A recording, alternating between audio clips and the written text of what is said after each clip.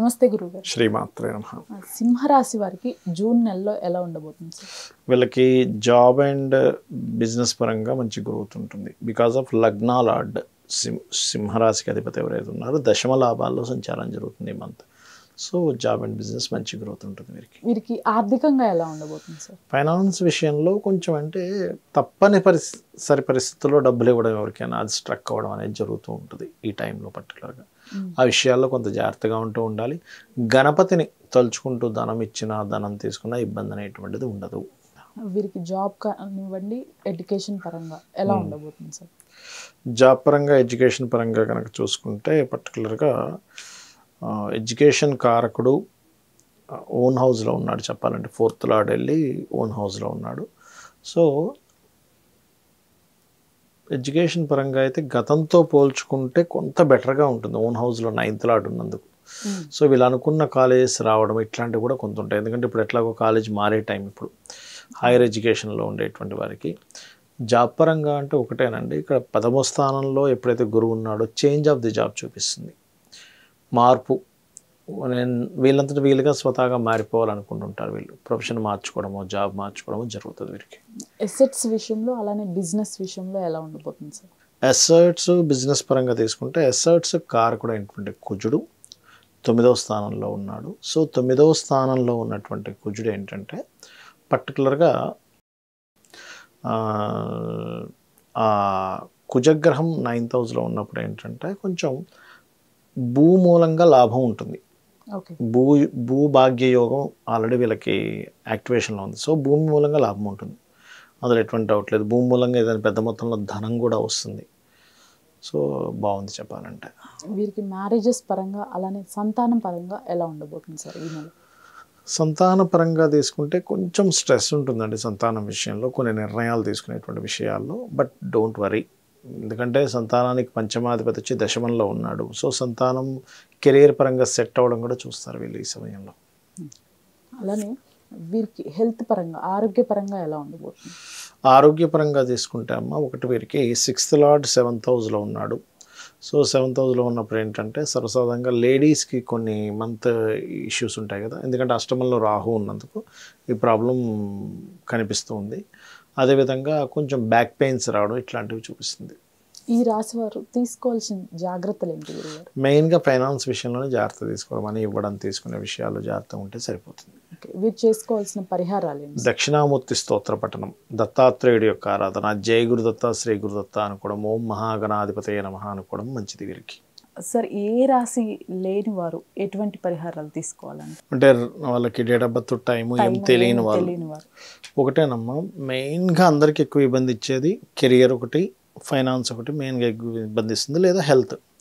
నేను ఈ మూడింటి గురించి ప్రత్యేకంగా చెప్తాను. ఎవరైనా సరే జాబ్ రావట్లేదు, బెల్లం ఉంటుంది కదా, ఒక పిడికెడు బెల్లం తీసుకుని దగ్గరలో గోశాల ఉన్నట్లేదు గోశాలకు వెళ్ళి గోవుకి తినిపించి వాళ్ళని చేత్తో తినిపించాలి.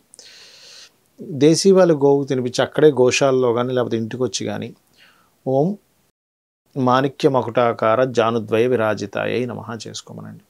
లేదు మాది బిజినెస్ అండి జాబ్ కాదు అని అనుకునేటువంటి వారు గోంగూర తినిపించాలి. గోవుకి గోంగూర తినిపించి ఓం ఇంద్రగోప పరిక్షిప్త స్మరతూనాభజంగికాయ నమః చేసుకుంటే సరిపోతుంది.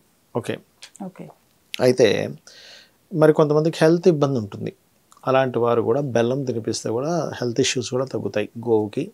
దీంతోపాటు ఆయిల్ ఉంటుంది, ఆయిల్ నూనె, నువ్వుల నూనె తీసుకొని దగ్గరలో శివాలయంలో దీపారాధన కోసం ఇవ్వడం కానీ, లేదా అదే నూనె మీరు రెగ్యులర్గా వెళ్ళి అక్కడ శివాలయంలో దీపారాధన కనుక చేస్తున్నట్లయితే కూడా హెల్త్ ఇష్యూస్ తగ్గుతాయి. అదేవిధంగా మరీ ఎక్కువగా హెల్త్ ఇష్యూస్ ఉన్నాయి, వైద్యనాథ్ అంటారు దాన్ని, శివుడిది, అక్కడికి వెళ్తే కూడా హెల్త్ ఇష్యూస్ తగ్గుతాయి. వైద్యనాథ్ అంటే. సో అలాగే దానికి పర్టికులర్గా నామం కనుక చూసుకున్నట్లయితే ఓం సర్వవ్యాధి ప్రశమని సర్వమృత్యు నివారిణి అగ్రగణ్య అచింత్య రూప కలికలమశ నాశిని. సో ఫస్ట్ కెరియరు, రెండవదేమో ఈ హెల్త్ రిలేటెడ్. మెయిన్గా ఇంకా కావాల్సింది ఏంటంటే ఫైనాన్స్, అప్పులు ఉండకుండా ఉండాలి. ఎందుకంటే జాతకం లేదు అనుకుంటే ఇవి చేసుకుంటే చాలు. ఫైనాన్స్కి అయితే ఓం సంపత్కరీ సమారూఢ సింధుర వ్రజ సేవితాయ నమః అని చెప్పి చేస్తూ శుక్రవారం పూట చపాతీలు ఉంటాయి కదా మనకి, నూనెలో కాల్చినటువంటి చపాతీలని నూనె వేయకుండా కాల్చిన చపాతీలు తీసుకొని తేనె పూసి శుక్రవారం పూట తినిపించాలి. తినిపిస్తే కనుక ఖచ్చితంగా వీళ్ళకి ఈ ఫైనాన్షియల్ గ్రోత్ పెరుగుతుంది. ఇంట్లో ఉత్తర భాగం వేరే కలర్స్ కాకుండా వైట్ ఉండేలా చూసుకొని ఉత్తరంలో చిన్న బాక్స్ పెట్టి అందులో మనీ పెడుతుండాలి. ఇక అదేవిధంగా ఎక్కువగా అప్పులు ఉన్నాయి, ఓం అపర్ణాయే నమః, ఇవి చేసుకుంటే చాలమ్మా. ఇంకా వాళ్ళకి సంతానం అవన్నీ ఇంకా వాళ్ళ జన్మజాతకం బట్టి ఉంటుంది. లేదు సంతానం లేదంటారు కొంతమంది, జాతకం ఉండదు. దత్తాత్రేయుడిది దిగంబర శ్రీపాద వల్లభ దిగంబర, లేదు విదేశాలకు వెళ్ళాలి, డైలీ 2 times హనుమాన్ చాలీసా, ఇట్లా. అంటే జాతకం లేకపోతే అందరికీ జనరల్గా ఇది పనిచేస్తుంది. జాతకం ఉంటే పర్టికులర్గా వాళ్ళ పర్సనల్ చార్ట్లో ఏ గ్రహం బాగుంది, ఏ గ్రహం బాగాలేదు చూసి దాని తగ్గట్టుగా పరిహారం చేసుకోవాలి. సార్ ఈ రాశి వారు ఈ గోచార ఫలితాలు కాకుండా ఇంకా ఏమైనా చేసుకోవాలా సార్? ఏమైనా మనం చూసుకోవాలా? ఒకటేనమ్మా, ఎప్పుడు కూడా గోచారం అనేటువంటిది ప్రజెంట్ ఉన్న కండిషన్ ఎలా ఉంది, బయట వాతావరణం ఎలా ఉంది, ఈ రూట్లో వెళ్తే ట్రాఫిక్ ఎట్లా ఉంది చెప్పేది అనుకుందాం. పర్సనల్ చార్ట్ అనేది మన నిర్ణయము. అంటే ఎలా ఉంటుందంటే ప్రతిదీ కూడా మనం పాస్ట్ లైఫ్లో చేసినటువంటి కర్మలు బట్టి ఈ ఇప్పుడున్నటువంటి జన్మలో గ్రహాల స్థితి ఏర్పడుతుంది. అంటే ఉదాహరణకి పాస్ట్ లైఫ్లో మీరు అందరికీ రెస్పెక్ట్ ఇచ్చారు, ఈ లైఫ్లో సన్ యొక్క స్థితి బాగుంటుంది. సన్ బాగున్నాడంటే మీకు ఆటోమేటిక్గా రెస్పెక్ట్ అనేటువంటిది పెరుగుతుంది, అదొకటి. అలాగే మూన్ స్థితి బాగుంది అంటే మానసిక స్థితి బాగుంటుంది. అదేవిధంగా లగ్నం నుంచి 12 భావాలు కూడా మీకు ధనం రావట్లేదు, మీ సెకండ్ లాట్ ఎవరు, ఏ గ్రహాలతో కాంబినేషన్లో ఉన్నాడు, ఎందుకు రావట్లేదు అని మీ పర్సనల్ చార్ట్లో ఉంటుంది. అలాగే కొంతమందికి అన్నదమ్ములతో సహకారం ఉండదు, థర్డ్ లాట్.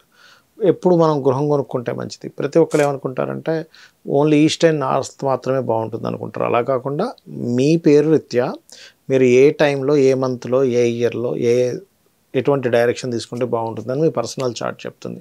అదేవిధంగా సంతానం కావచ్చు, వివాహ సమయం కావచ్చు. చాలామందికి ఏంటంటే నార్మల్గా ఒక ఏజ్ వచ్చిందని వివాహం చేసుకుంటారు. అలా కాకుండా ఈ పర్టికులర్ ప్లానెట్ సప్తమ స్థానాధిపతి ఎప్పుడు శుభంగా ఉన్నాడు ఆ టైంలో వివాహం చేసుకుంటే వాళ్ళకి మ్యారిటల్ లైఫ్ సంబంధించిన విషయంలో బాగుంటుంది.